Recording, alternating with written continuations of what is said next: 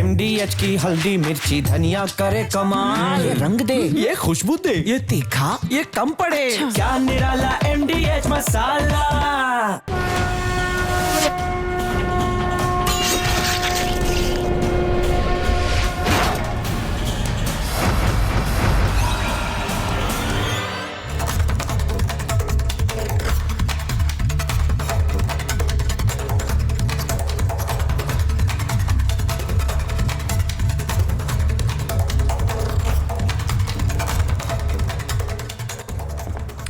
नमस्कार, आप देख रहे हैं अपना फेवरेट शो महाभारत और आप सभी को विजयादशमी की बहुत बहुत शुभकामनाएं। दशहरे का त्योहार है और दशहरे के इस त्योहार पर आप सब हमारे साथ जुड़े हैं, उसके लिए धन्यवाद। और दशहरे पर आज रावण दहन की तस्वीरें आएंगी। रिपब्लिक भारत आपको वो तस्वीरें अलग अलग शहरों से दिखाएगा। आज बुराई पर अच्छाई की जीत का पर्व है और इसीलिए आज महाभारत में उन सारी बुराइयों की बात करेंगे जिनका देश में एक एक करके दहन होना जरूरी है। पर सबसे पहले आज महाभारत में आपको वो तस्वीर दिखाती हूं जहां पर राष्ट्रपति द्रौपदी मुर्मू पहुंची हुई हैं। ये देखिए, राष्ट्रपति की ये तस्वीरें आ रही हैं क्योंकि राष्ट्रपति रामलीला ग्राउंड पहुंची हैं और यहां लाल किला मैदान पहुंची हैं और यहां पर देखिए भगवान राम और लक्ष्मण बने हुए कलाकारों का तिलक कर रही हैं। इसके बाद जो रामलीला है वो वहां पर आज संपन्न होगी और आज होगा रावण दहन। तो ये तस्वीरें आ रही हैं दिल्ली के लाल किला मैदान से जहां पर राष्ट्रपति द्रौपदी मुर्मू पहुंची हैं। लेकिन आपको यह भी बता दूं कि अब से थोड़ी देर में किसी भी समय प्रधानमंत्री नरेंद्र मोदी दिल्ली के IP एक्सटेंशन पहुंचने वाले हैं और वहां पर रामलीला मैदान में वो रावण दहन करेंगे। तो दो तस्वीरें आपको दिखाती हूं।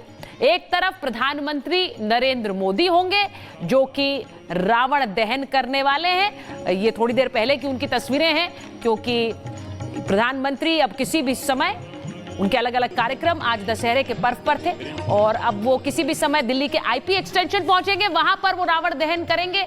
और जब वो रावण दहन करेंगे तो एक बड़ा संदेश भी प्रधानमंत्री नरेंद्र मोदी देंगे।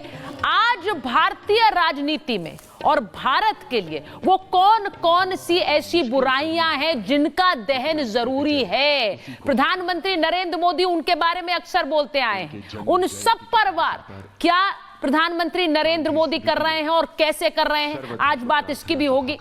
मैं आपको यह भी बताऊं कि अलग अलग शहरों से भी हमारे पास रावण दहन की तस्वीरें आने लगी हैं।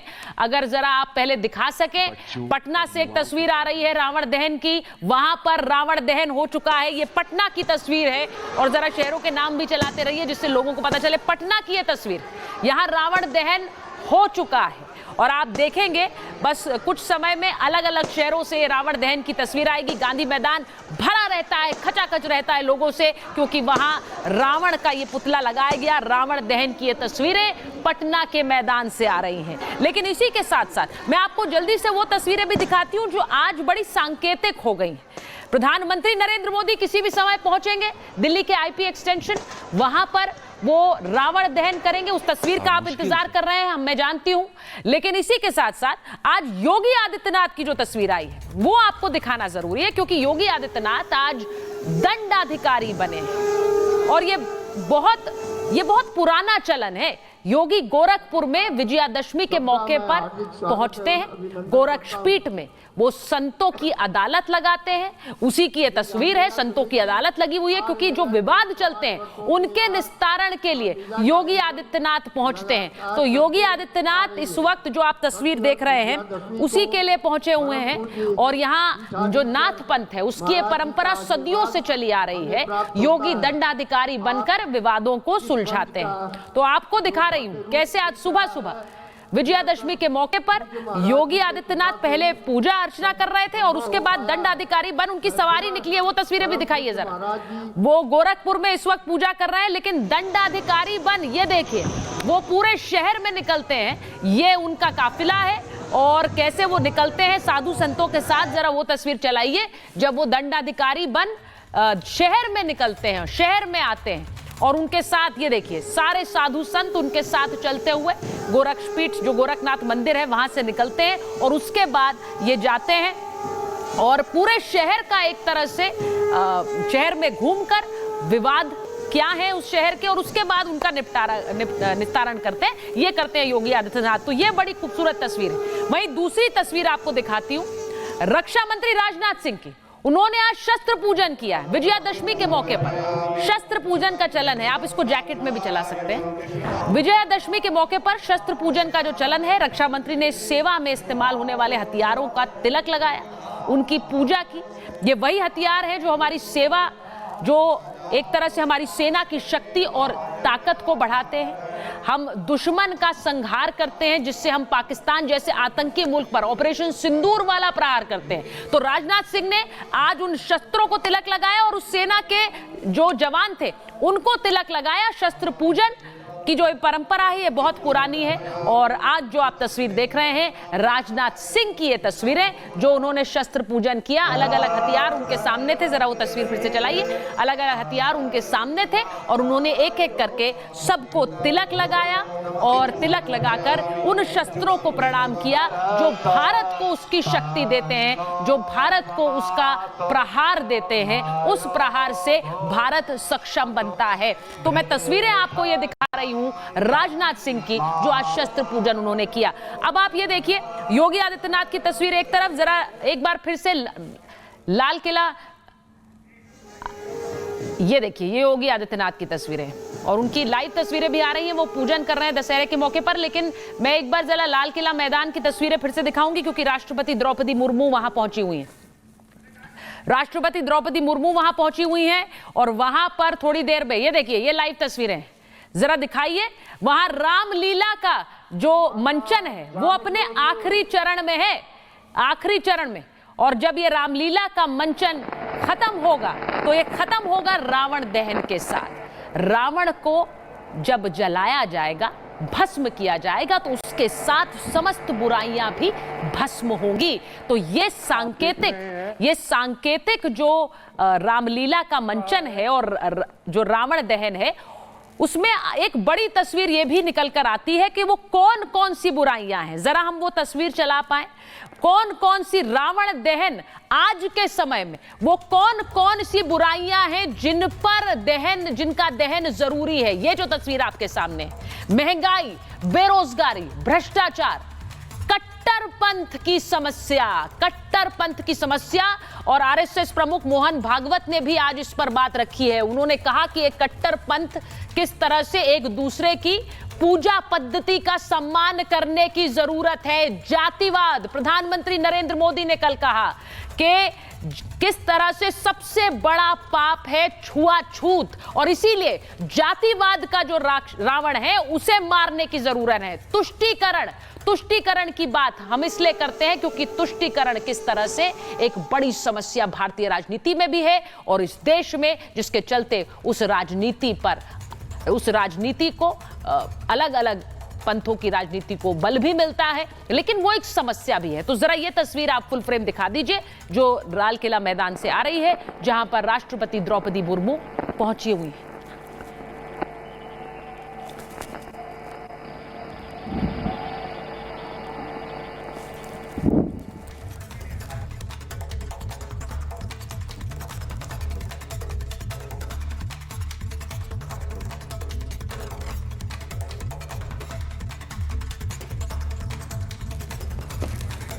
तो ये तस्वीरें आपको दिखा रहे हैं रामलीला मैदान, लाल किले मैदान की, जहां पर ये रामायण और ये जो इस वक्त रामलीला का जो आखिरी समय है, जो रामलीला का जो आखिरी दृश्य है, उनका मंचन चल रहा है। यहीं पर देख लीजिए, रावण, मेघनाद और कुंभकर्ण के पुतले लगे हुए हैं और इन्हीं को कैसे भस्म करेंगी राष्ट्रपति द्रौपदी मुर्मू, वो तस्वीर अभी थोड़ी देर में सामने आएगी। लेकिन प्रधानमंत्री नरेंद्र मोदी की तस्वीर किसी भी समय आ सकती है, वो दिल्ली के आईपी एक्सटेंशन में। मैं जरा एक बार बता दूं, मेरे साथ इस वक्त शाजिया इल्मी जी जुड़ी हुई हैं, मेरे साथ बीजेपी के राष्ट्रीय प्रवक्ता अवधेश कुमार जी, वरिष्ठ पत्रकार हमारे साथ हैं, आचार्य विक्रमादित्य हमारे साथ हैं और वरुण पुरोहित जी हमारे साथ हैं। मैं एक बार पहले आचार्य जी आपके पास आ रही हूं। ये जो आखिरी समय है, जरा आचार्य जी को पहले दिखाइए, क्योंकि ये जो समय होता है जब रावण का दहन करते हैं, और उसी तरह से सांकेतिक, अवधेश जी, उसी तरह सांकेतिक आज प्रधानमंत्री नरेंद्र मोदी भी रावण दहन करेंगे। लेकिन इस आज भारत के लिए आपको क्या लगता है, रावण दहन के साथ साथ कौन सी ऐसी चीजें हैं जिनका दहन बहुत जरूरी है, जिसको ध्यान में रखकर आज प्रधानमंत्री भी इस रावण दहन को आगे बढ़ाएंगे?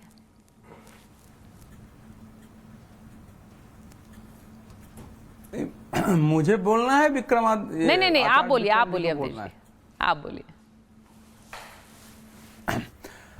सुचरिता, देखिए अभी इस समय जो आपने जितने दृश्य दिखाए हैं जी, एक अद्भुत भारत के वैविध्य का जो ये प्रकटीकरण है, जिसको आज विजयादशमी के दिन संपूर्ण विश्व देख रहा है कि ये भारत एक ऐसा देश है जिसने शास्त्र को भी धर्म मानकर और उसकी पूजा कर रहा है। यानी अगर शास्त्र भी, जो शस्त्र हमको चलाना है, जो आज मोहन भागवत जी ने कहा कि बल के साथ शील होना भी आवश्यक है, तो वो जो शस्त्र है वो पाप के लिए, अत्याचार के लिए, अपराध के लिए नहीं चलेगा, बल्कि इसके विमोचन के लिए चलेगा।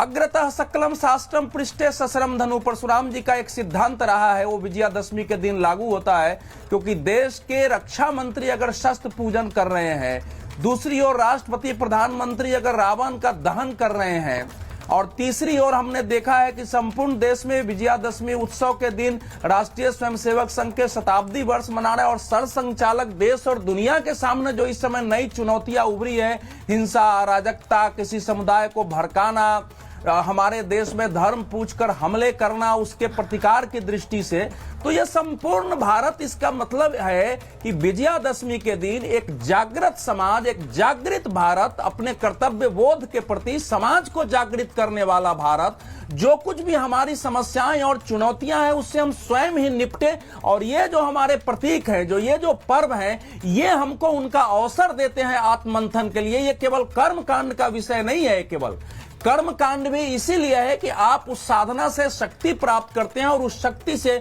उन चुनौतियों का अपने आंतरिक और बाह्य सामना करते हैं। तो मैं समझता हूं कि पिछले कुछ समय से जो एक सांस्कृतिक पुनर्जागरण का दौर भारत का है, जिसको दुनिया देख के भारत का असली रूप देख रही है, उसका पूरा वैविध्य आपने उस समय से जो कुछ आपने दिखाया है, अगर वो दृश्य कल्पना करिए कि कोई ब्रिटेन में बैठकर, कोई अमेरिका में बैठकर, कोई चीन में बैठकर उस संपूर्ण दृश्य को देखेगा कि एक तरफ जो है अंदर के झगड़े को मिलाने के लिए दंडाधिकारी बन के एक सन्यासी जो कि मुख्यमंत्री भी है, वो वहां एक दूसरी भूमिका में है, जहां की एक संगठन का प्रमुख पूरे देश के लिए आह्वान कर रहा है, अपील क्या कर रहा है, जहां रावण जलाए जा रहे हैं, शस्त्र की पूजा हो रही है, जहां मंत्रोच्चार हो रहे हैं। तो यही भारत है और यही अंतःशक्ति रही है जो हजारों लाखों वर्ष की हमारी सभ्यता पर इतने हमले हुए, फिर भी हम अडिग रहे हैं। और इस समय की जो चुनौतियां हैं, जो नियो लेफ्टिज्म है, जिसकी ओर सरसंघचालक ने इशारा किया है कि इस समय जो अगर हमारे अंदर असंतोष है, शासन लोकाभिमुखी नहीं है, वो होता है, लेकिन हिंसक अराजकता नहीं होगा। शासन, देखिए मैं आज एक बात जानती हूँ अवधेश जी, और मैं इसके बारे में जिक्र करना चाहती हूँ, जरा तस्वीरें थोड़ी बड़ी रखें आप एक बार, क्योंकि ये जो हम एक बार दिखा रहे हैं, हम ये बता रहे हैं अपने दर्शकों को कि जहां जहां से रावण दहन की तस्वीरें आएंगी, जरा बड़ा करके दिखाइए प्लीज। रावण दहन की तस्वीरें जहां जहां आएंगी वहां से हम देखिए, अब राष्ट्रपति द्रौपदी मुर्मू रावण दहन करने जा रही है, मुझे इस तस्वीर से नहीं हटना चाहिए, वो रावण दहन करेंगी। और आप देख रहे हैं तस्वीर, प्रधानमंत्री नरेंद्र मोदी थोड़ी देर में आईपी एक्सटेंशन पहुंचेंगे, वहां रावण दहन करेंगे। देखिए धनुष थाम लिया है उन्होंने, और उनके हाथों में धनुष है, उनके हाथों में तीर कमान, और देखिए उसी के वो एक सांकेतिक उन्होंने तीर कमान चलाया है, जिसके बाद वहां रावण दहन होगा। तो ये देखिए, यहाँ पहले मेघनाद, फिर कुंभकर्ण, और फिर रावण जलेगा। ये तस्वीरें आ रही। युद्ध खत्म हुआ और भगवान राम की जीत हुई।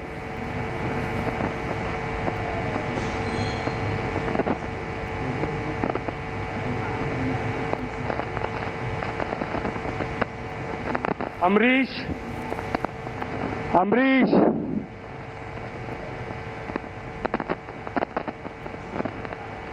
पर देखेंगे राष्ट्रपति द्रौपदी मुर्मू को, आप स्मृति ईरानी जी को भी देख सकते हैं, उसी मंच पर मौजूद हैं, और थोड़ी देर में रावण दहन होगा। मैं एक बार बताना चाह रही हूं और इसी के साथ साथ बात करना चाह रही हूं कि जब एक तरफ देश में त्योहार है, एक पर्व मनाया जा रहा है, उसी दौरान किस तरह की बात त्योहार के समय देश के विपक्ष के नेता कर रहे हैं। हम क्योंकि एक तरह से रावण दहन की बात करते हैं, तो हम ये बात करते हैं कि इस देश में कौन सी ऐसी बुराइयां हैं जिनका दहन करना होगा। ये जम्मू की तस्वीरें आ गई हैं, इन तस्वीरों को स्क्रीन पर रखिए, क्योंकि आज इसी का दिन है, आज रावण दहन का दिन है। और इन तस्वीरों को देखने के लिए लोग पहले से, बच्चे बड़े उन मैदानों में पहुंचते हैं जहां ये रावण दहन होना होता है। बहुत से लोग टीवी पर देखते हैं, तो हम नहीं चाहते हैं रिपब्लिक भारत के अलावा कहीं और देखिए, क्योंकि यही ये तस्वीर आपको नजर आएगी। हम जानते हैं कि आप घर बैठे इस तस्वीर को देखना चाहते हैं, लेकिन इसी के साथ साथ जो बात मैं कर रही थी रावण दहन की, देश में विपक्ष के नेता, और मैं शाजिया जी से भी कह रही हूं, वरुण जी से भी कह रही हूं, वो सुने, देश में जो विपक्ष के नेता हैं वो कोलंबिया पहुंचे हैं और उन्होंने कहा है लोकतंत्र में अलग अलग विचारों को जगह देनी चाहिए। भारत में लोकतंत्र पर हमले हो रहे हैं, ये कहा जा रहा है, भारत में लोकतंत्र पर हमले हो रहे हैं। अब मैं सिर्फ ये समझना चाहती हूं, ये जो तस्वीर हमारे सामने है ये रावण दहन की है, लेकिन इस देश में राजनीति में भी बहुत कुछ दहन करने की जरूरत है। ये मैं क्यों कह रही हूं शाजिया जी, क्योंकि एक बार फिर से देश में विपक्ष के नेता बाहर जाते हैं और कहते हैं यहां लोकतंत्र में सब कुछ खतरे में है। वो ये कह रहे हैं लोकतंत्र में अपनी बात नहीं कहने दी जाती है। वो कह रहे हैं हम इस चीज को देश में दबा नहीं सकते हैं, हमारी आर्थिक वृद्धि अच्छी है लेकिन रोजगार हम दे नहीं पा रहे हैं। वो ये, अच्छा पहली बार कम से कम उन्होंने ये माना है कि आर्थिक वृद्धि है, ये तो बड़ी बात है भाई, कि अगर वो कह रहे हैं आर्थिक वृद्धि हुई है। लेकिन एक बार फिर से विदेश में जाकर कहना लोकतंत्र पर बार बार हमले हैं। शाजिया जी,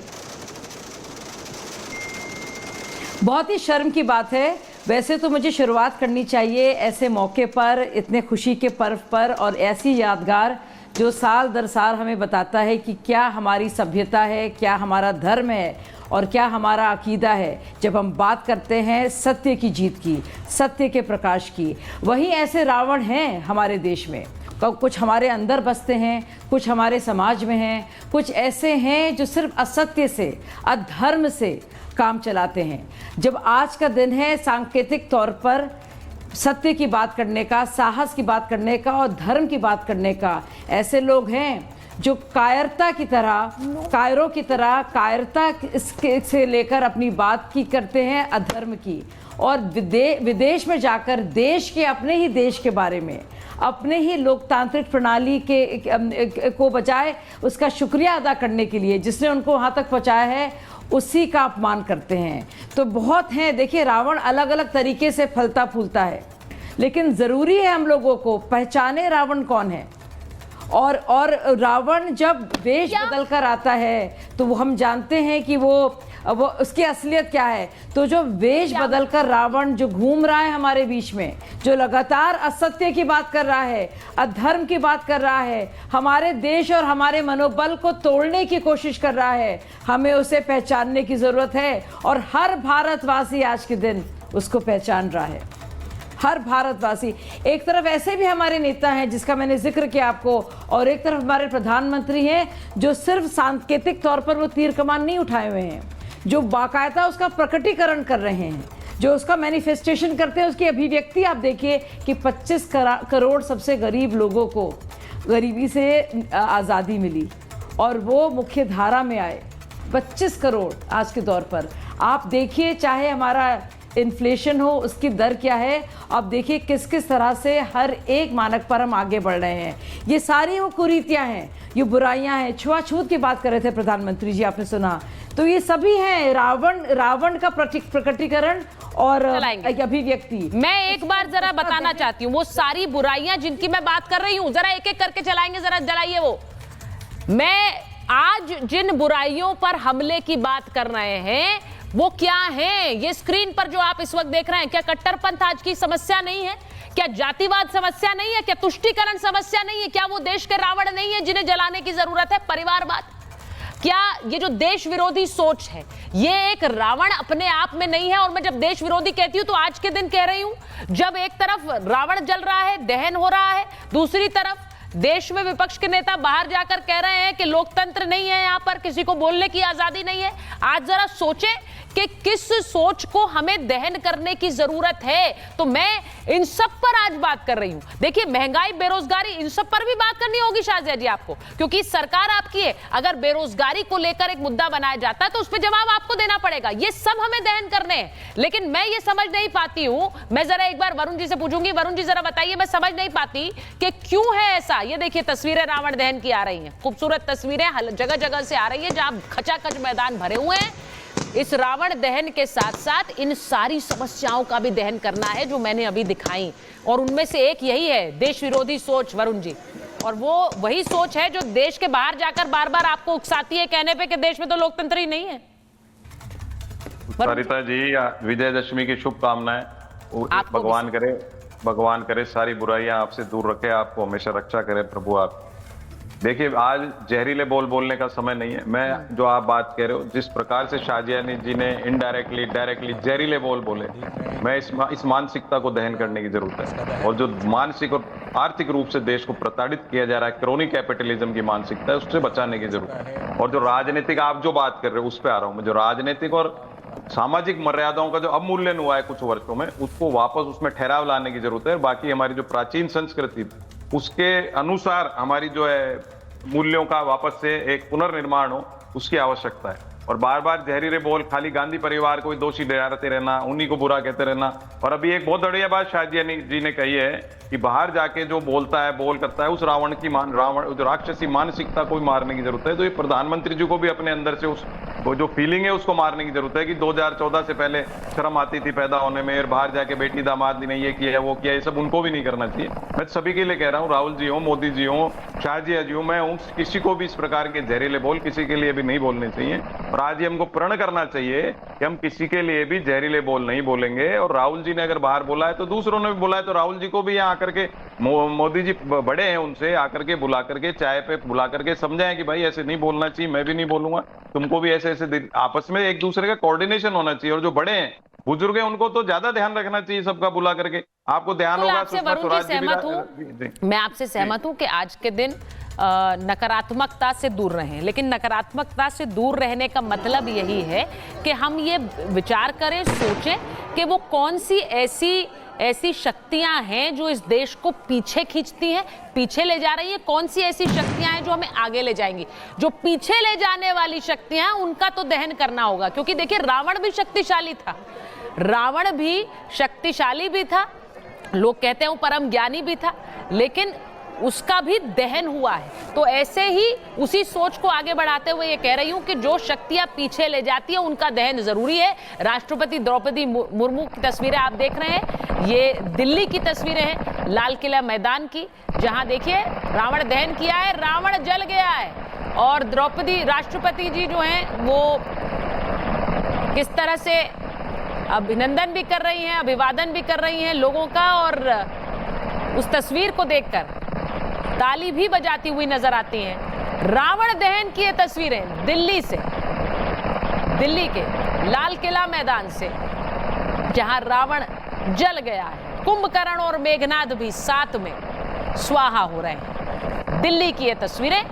और ये भी आपको बताऊं कि अब से थोड़ी देर में, क्योंकि समय तकरीबन 6 बजे का था, थोड़ा सा विलंब हो रहा है, आपको आईपी एक्सटेंशन भी ले जाएंगे। दिल्ली के आईपी एक्सटेंशन, जहां प्रधानमंत्री पहुंचने वाले हैं, वहां पर भी रावण दहन का कार्यक्रम है और प्रधानमंत्री वहां रावण दहन करेंगे। ये तस्वीरें दिल्ली से दशहरे के पर्व पर, बुराई पर अच्छाई की जीत के पर्व पर, राष्ट्रपति द्रौपदी मुर्मू दशानन दहन के मौके पर लाल किला मैदान में पहुंची हुई है। ये देखिए, और छोटा बच्चा बगल में बैठा हुआ है तीर पकड़े हुए, और ये संदेश छोटे छोटे बच्चों तक जाए कि ये त्योहार हम क्यों मनाते हैं, क्योंकि चाहे कितनी भी मुश्किल रहा हो, अंत में अच्छाई की जीत होती है। तो इसीलिए ये संदेश बच्चों तक जाना बहुत जरूरी है। ये रावण दहन की तस्वीरें दिल्ली के लाल किला मैदान से, और अलग अलग शहरों से भी जो तस्वीरें आ रही हैं वो आपको लगातार दिखाते जा रहे हैं कि कैसे अलग अलग शहरों में एक उत्सुकता लोगों के बीच वहां रावण दहन देखने की। और ये तस्वीरें आपको दिल्ली से दिखा रही हूं। रावण जल उठा है, मेघनाद और कुंभकर्ण भी जलकर स्वाहा हो चुके हैं। ये तस्वीरें दिल्ली से आ रही हैं। और दिल्ली में मौसम की भी एक मार थी। बहुत से लोग कह रहे थे कि दिल्ली में रावण आज शायद जल नहीं पाएगा, भीग कर ही खत्म हो जाएगा। लेकिन देखिए समय कैसा है कि आखिरकार रावण दहन हो ही गया। तो ये तस्वीरें आप दिल्ली से देख रहे हैं। मैं एक बार वापस आ रही हूँ। जो बात हम कर रहे थे अभी, देखिए जिस तरह की बुराइयों की बात, और मैं एक बार जरा आचार्य विक्रमादित्य के पास चली जाती हूँ। आचार्य जी, आज जो अंतिम चरण होता है राम लीला का भी, उसमें रावण दहन होता है। रावण दहन को लेकर जो हमारे इतने सारे जो ग्रंथ हैं उसमें, और खासकर रामायण में क्या कुछ कहा गया है रावण दहन और मौजूदा समय में रावण दहन को लेकर, किस तरह से देखा जाए? सरिता जी, दशहरे की बहुत बहुत, विजयदशमी की सबको बहुत बहुत शुभकामना। बड़ा सुंदर पर्व है, असत्य पर सत्य की विजय का पर्व है। कि सुंदर रूप से 9 लाख वर्ष पुरानी कथा को आज भी हम अपने समक्ष सत्य होते देखते हैं। ये उसका परिणाम है कि असत्य के साथ खड़े रहोगे तो क्या होगा। रावण के साथ अभी आपने कहा 2 पुतले और जले। असत्य के साथ, पापी के साथ, दुराचारी के साथ जो खड़े रहते हैं, रावण, शास्त्र कहता है दशम पापम हरति दशहरा। 10 पापों को, काम, क्रोध, मद, लोभ, ईर्ष्या, द्वेष, इस प्रकार की भावना, काम, क्रोध, ऐसा क्रोध कि जबरदस्ती संसार को ही अहित करना है, अपना ही सर कटवा लो, ऐसी स्थिति बचा रखी है। लोभ, जबरदस्ती लोभ ही लोभ के चक्कर में, ईर्ष्या, मन ही मन में कुड़ना कि भाई सामने वाला तरक्की क्यों कर रहा है, सामने वाला अच्छा क्यों कर रहा है, ये ईर्ष्या की भावना, लोभ, ईर्ष्या, द्वेष इत्यादि ऐसी भावना, अहंकार को पाले रहना कि मैं तो राजपुरुष ही हूँ, मेरे अलावा कोई और राज कर ही नहीं सकता है। कैसे वनवासी, रावण का क्या भाव था कि कैसे वनवासी आ गए, इन वनवासियों को कैसे स्त्री मिल गई, सोचे क्या भावना थी। यानी राज्य कैसे मिल गया इन वनवासियों को, मेरे अलावा किसी के पास कुछ हो ही नहीं सकता। ये अहंकार भाव रखना, उसकी विजय नहीं हो सकती, वो असत्य भाव है। 9 लाख वर्ष से हर साल सनातन पद्धति के अनुसार से इस भावना को जनमानस के समक्ष उपस्थित किया था। आज बारिश है, रावण बारिश में भी नहीं बच पाया। यानी कैसे ही छुप जाओ, इसी प्रकार से असत्य का अंत होना परम आवश्यक है। राम आते हैं और हर वर्ष रावण का संहार करते हैं। आज बड़ी अजीब सी होड़ लग गई है इस कलिकाल में, रावण को बड़ा करने की। कोई 50 फुट, कोई 80 फुट, इस बार सुनने को खबर आई कि 80 फुट तक रावण लोगों ने बना दिए। अरे रावण को बड़ा नहीं, रावण को काटना पड़ेगा और भारत को जगाना पड़ेगा। भारत जो प्रकाश में रत है, वहां पर रावण का कोई काम नहीं है। रावण जो विजयदशमी में रावण जलाया जाता है, इसलिए जलाया जाता है कि तुम कितना ही जलो, कितने ही आगे आओ, कितने ही हर साल पनपो, लेकिन हर साल हम काटेंगे, हर साल हम जलाएंगे। ये प्रतिपादित करती है घटना इस भारतीय संस्कृति के अंदर कि रावण कभी मरता नहीं है और रावण को हम छोड़ते भी नहीं है। हर साल रावण को फूंकते आते हैं तो आदत आई, तुम जितनी बार आओगे, गलत काम करने वाले पापियों, तुम कितनी बार आओगे, तुम्हारा संहार निश्चित है। ये शास्त्र का प्रमाण है। और जो सामने आज वर्षा की बारिश के समय में भी रावण अपने आप को नहीं बचा पाया, रावण जला और किस प्रकार से धू करके जल रहा है, ये सामने उसका परिणाम है कि जो पाप के साथ रहेगा पापी रहेगा, अहंकार अपने मन में पालेगा, ईर्ष्या, द्वेष इत्यादि ये भावनाएं 10 पापों को अपने अंदर रखेगा। वो जाति व्यवस्था, यानी मेरे अंदर कोई राज ही नहीं कर सकता है, ये भाव आप सोचे। किस प्रकार की भावना आज नहीं है, ये तो 9 लाख वर्ष पहले भी थी। और इस शिक्षा को देने के लिए जो पाप का अंत होना निश्चित है, हम सब जाते जी। मैं एक चीज ये पूछना चाह रही हूँ, क्योंकि हम ये दशानन के दहन की तस्वीरें दिखा रहे हैं इस वक्त दिल्ली में। मैं बार बार कह रही हूँ कि प्रधानमंत्री नरेंद्र मोदी किसी भी समय दिल्ली के आईपी एक्सटेंशन पहुंचेंगे, वहां पर क्योंकि एक तस्वीर हमारे पास आई, कहा जा रहा था कि वहां बहुत तेज बारिश हुई थी, तो उसका थोड़ा सा विलंब हो सकता है। उसके बाद वहां पर कार्यक्रम की तस्वीरें दिखाएंगे। जम्मू की ये तस्वीरें जरा एक एक करके जरा जल्दी जल्दी जरा दिखा दीजिए जहां जहां रावण दहन की तस्वीरें आई हैं। मैं ये जम्मू की तस्वीरें दिखा रही हूँ, जम्मू के साथ साथ जम्मू में रावण दहन हो गया है। वहीं पटना, दिल्ली की ये तस्वीरें देख लीजिए जहां राष्ट्रपति पहुंची हुई हैं, वहां की ये तस्वीरें हैं, वहां रावण दहन हुआ है। देहरादून की तस्वीरें देख लीजिए, उत्तराखंड में देहरादून में रावण दहन हो गया है, वहां तो पूरा अंधकार नजर आ रहा है और उसमें रावण जल गया है। और जो भी तस्वीर आप देखेंगे वो मैदान खचाखच भरे हुए लोगों से। पटना की तस्वीर देखिए गांधी मैदान की, जहां पर रावण दहन हो गया है। तो एक एक करके ये तस्वीरें भी मैं चलाती जा रही हूं। जरा अवधेश जी के पास जाऊंगी। अवधेश जी जरा बताइए, आज के समय में, मैं फिर कह रही हूं, हमने अभी बात कही कि कौन कौन से ऐसे रावण हैं जिनका दहन जरूरी है, उसमें क्या राष्ट्र विरोधी सोच नहीं है? हम राष्ट्र को लेकर क्या सोचते हैं? मैं एक मोहन भागवत की भी एक सोच सामने रख रही हूं, जिसमें उन्होंने ये कहा कि एक दूसरे की पूजा पद्धति का सम्मान बहुत जरूरी है। वो वाली सोच भी आज के समय में बहुत जरूरी है, और खासकर तब जब हम आई लव मोहम्मद और आई लव महाकाल की एक तस्वीर देखते हैं। अवधेश जी। नहीं, आई लव महाकाल और आई लव महादेव किसी को लिखना है लिखे, वो जरा दूसरा है, लेकिन आई लव मोहम्मद जिस ढंग से निकला है और उसको बहाना बनाकर अब जो कुछ घटनाएं सामने आई हैं सबके सामने है, कैसे षड्यंत्र मोहन जी ने तो कहा। ये देखिए, इस समय अगर जो आप कह रही हैं कि राष्ट्र की बात, सबसे बड़ी जो चुनौती है इस देश के सामने, सबसे बड़ी जो समस्या हुई है कि हमारे नेता और कुछ फंडामेंटलिस्ट झूठ बोलकर, कंप्लीट झूठ बोलकर, अभियान चलाकर, उकसाकर, उत्तेजित कर जो भारत में नेपाल, बांग्लादेश, श्रीलंका दोहराने की कोशिश कर रहे हैं, वो सबसे बड़ा दुष्ट है, सबसे बड़ा दानव है, सबसे बड़ा रावण हो गया है। अब राहुल जी कोलंबिया में जाकर बता रहे हैं कि इस समय सबसे बड़ा खतरा हमारे लोकतंत्र पर है। आरएसएस, बीजेपी कायर है, ये कमजोरों को मारते हैं और जो शक्तिशाली है उससे डरते हैं। अब इस प्रकार की भाषा विपक्ष के नेता बोलते हैं। ये 15 से 20 दिन की यात्रा उन्होंने बिहार में निकाली, पूरा झूठ का प्रचार करते हुए कि वोट चोरी हो रहा है, पूरा वोटर लिस्ट सामने आ गया, उनकी पार्टी का कोई कार्यकर्ता नहीं कहने आ रहा है कि मेरा नाम काटा गया है। तो ये जो झूठ बोल करके देश में उत्तेजना फैलाई जा रही है, पूरी लोकतंत्र और सत्ता व्यवस्था के विरुद्ध एक गुस्सा पैदा करके हिंसा की कोशिश हो रही है, वो कट्टरपंथ के द्वारा भी हो रही है। राजनीतिक एक जो नरेंद्र मोदी और आरएसएस विरोधी जो न्यू फंडामेंटलिज्म है, जो नौ कट्टरवाद है, ये सबसे बड़ी चुनौती इस समय हो गई है। लोकतंत्र में विरोधियों को समायोजित करना, उनके साथ संवाद करना, उनका विरोध नहीं, ये बिल्कुल अवधेश जी आप बिल्कुल सही बात कह रहे हैं, क्योंकि आरएसएस जब अपना 100 साल पूरे कर रहा है, इस मौके पर यह बात कहना कि एक आतंकी संगठन है, जरा शाजिया जी को भी लीजिए स्क्रीन पर, यह बातें कहना कि एक आतंकी संगठन है। शाजिया जी, कौन सा ऐसा संगठन है जो पिछले 100 सालों से और कार्यकर्ताओं के दम पर इस तरह से काम करता आया है? कौन सा एक संगठन है? मैं किसी संगठन का नाम नहीं जानती, अगर आप बेहतर बताएं, क्योंकि इस तरह से, जिस तरह से काम करता आया है और उसके बाद आतंकी संगठन कह देना, कांग्रेस के नेता कर रहे हैं ये बात। देखिए, जैसा कि अवधेश जी ने कहा है कि किसी के पास है सत्य और किसी के पास सिर्फ और सिर्फ असत्य है। सत्य का से जो साहस मिलता है वो है ही नहीं, वो शक्ति ही नहीं है, वो बल ही नहीं है। जाहिर सी बात है, वो तो इंसान झूठी बोल सकता है और असत्य का ही सहारा लेगा।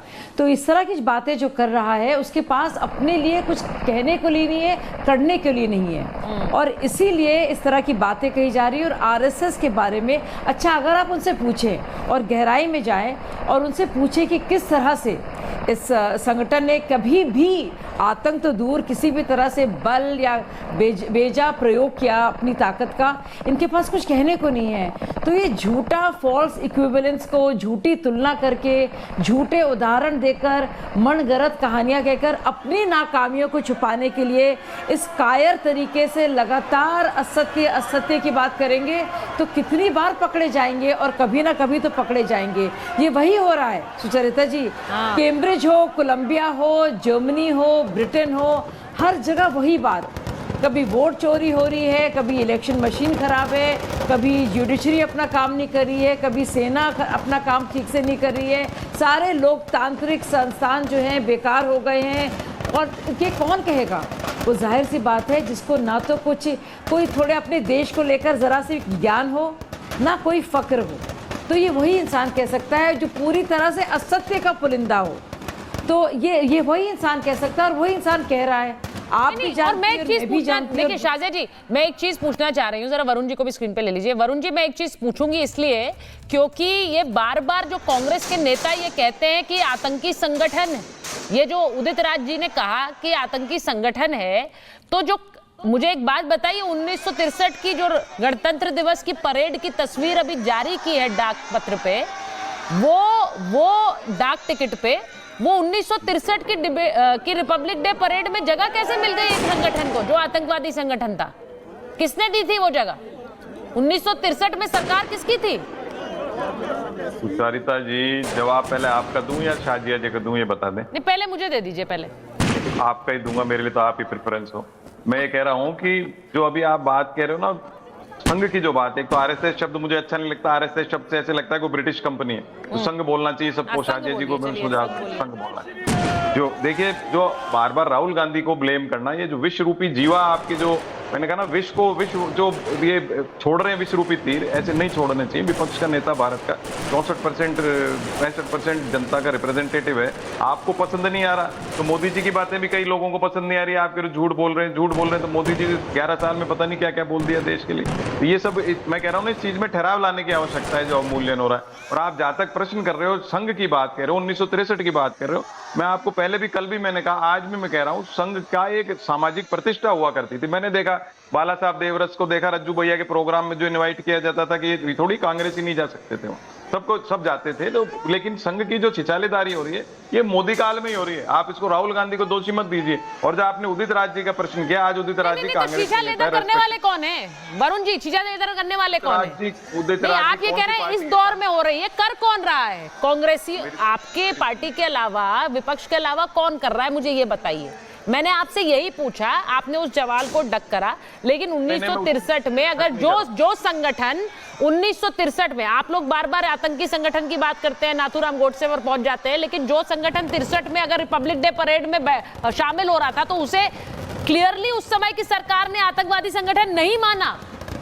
वही तो मैं उसी पे आ रहा हूँ। आपने जो बात कह रहे हो, आप परेड में शामिल था, उसमें कौन प्रधानमंत्री थे? नेहरू जी को ये कितना अपशब्दों का प्रयोग करते हैं सुबह से शाम तक। तो नेहरू जी की मान्यता हुई ना, ये अपशब्दों का आज जो प्रयोग कर रही है बीजेपी मोदी सेंट्रिक, उसके बावजूद उस समय नहीं था। मैं कह रहा हूँ, ये माहौल नहीं था पहले।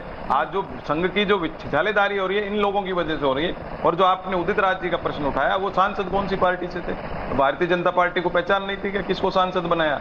आज कांग्रेस में आ गए तो कांग्रेस दोषी। अगर वापस मान लीजिए भारतीय जनता पार्टी में चले जाए तो बीजेपी के दोषी नहीं हो जाएगी क्या? तो ये जो मानसिकता की बात मैं कर रहा हूँ, जो रिवॉल्व हो रही है, क्या लॉजिक दिया आपने? वाह, आपके कांग्रेस के हैं वो। नहीं, आपके रिप्रेजेंटेटिव नहीं थे वो संसद में? प्रतिनिधि किसने बनाया उनको? नहीं, लॉजिक नहीं है। ये बयान कब दिया उन्होंने? ये बयान कब दिया? कांग्रेस पार्टी में रहकर आधिकारिक तौर पर उन्होंने बयान दिया है। भागिए नहीं आप भागिए नहीं भाई साहब, आप भी जानते हैं आपके पास शब्द नहीं है, आपके पास शब्द नहीं बचाने के लिए। आप वो कांग्रेस, उदित राज किस पार्टी के नेता है? उदित राज ने जब ये बयान दिया, वो किस पार्टी के नेता है? किस पार्टी के नेता है? किस पार्टी के नेता है उदित राज जी? उदित राज जी किस पार्टी के लिए नेता है? कांग्रेस पार्टी क्या कर रही है उनके बारे में? क्या आप उनको निकलवा रहे हैं? क्या वो रिजाइन कर रहे हैं? क्या राहुल गांधी ने उसकी मजम्मत की है? क्या कहा है कि गलत कहा है? गलत डायरेक्शन में जा रही है। मैं ये नहीं जानती। मैं आज के दिन मैं ये सोचती हूँ कि त्योहार का दिन है, त्योहार है, पर्व है, लेकिन इस दौरान भी हम ये बात कर रहे हैं कि कैसे देश में लोकतंत्र को खतरा है। हम ये बात कर रहे हैं कि कैसे एक ऐसा संगठन, जिसका मैंने कहा, वरुण जी कोई मिसाल दे दीजिए, जो अपने बूते पर कार्यकर्ताओं के दम पर 100 साल से इसी तरह से काम कर रहा हो। मैं नहीं जानती हूं कोई और ऐसा संगठन है। आप मुझे बता दीजिए, मुझे करेक्ट कर दीजिए प्लीज वरुण जी, मैं नहीं जानती हूं। अवधेश जी को पूछिए जरा। अवधेश जी, कौन सा ऐसा संगठन है जो 100 साल से ऐसे ही चल रहा है? मैं सिर्फ आरएसएस की बात नहीं कर रही हूं, मैं ये भी बात कर रही हूं कि आज के दिन दशानंद दहन है, तो इस सोच का दहन करना होगा जो बार बार ये सोचती है कि लोकतंत्र नहीं है, आरएसएस आतंकी हैं। जी, पूरे विश्व के इतिहास को अगर आप देखते हैं, आप आरएसएस के विरोधी हैं, समर्थक हैं, संघ के अलग पक्ष है, पूरे विश्व के इतिहास में राष्ट्रीय स्वयंसेवक संघ एकमात्र ऐसा मैंने पिक्यूलियर एक अनोखा संगठन है जो 100 वर्षों से एक विचार पर खड़ा हुआ, कार्यकर्ता निर्माण करते हुए आज तक उसी पद्धति से उसी विचार से काम करता जा रहा है और लगातार उसका विस्तार हुआ है अलग अलग संगठनों में। आप अगर 1870-75 से लेकर 1935 के बीच देखेंगे तो भारत और दुनिया में अनेक संगठन बने। कोई पॉलिटिक्स के लिए बना है, कोई एग्रीकल्चर के लिए बन गया, कोई किसी के लिए बना, लेकिन कोई भी इस ढंग से अक्षुण्ण नहीं है। तो आप ये तो एक अलग इतिहास है इसका देखा जाए तो। और वो समझने की लोग कोशिश नहीं कर रहा है कि भाई क्यों ऐसा हुआ है, इसके पीछे क्या कारण है। तो जो मोहन भागवत जी ने कहा कि हमारे लिए कोई हमारा विरोधी हो सकता, कोई हमारा विरोधी, और हमारे लिए कोई विरोधी है ही नहीं, सब हमारे अपने हैं।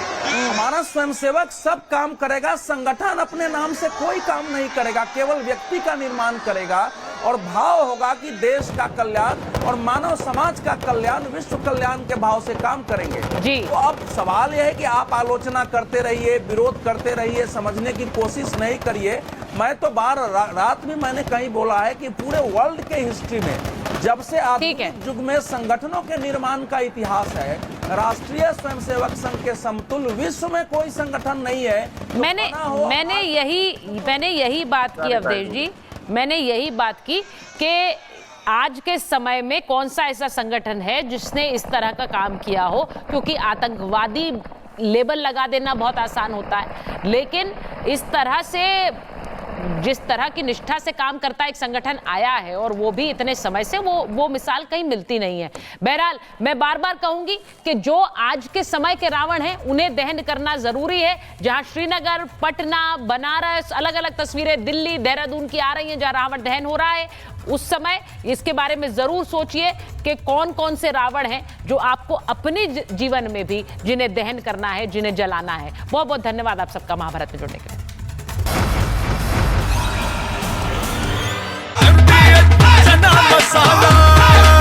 अब छोलिया हो या लोबिया, सफेद चने या काले चने, सब कुछ मजेदार बने। MDH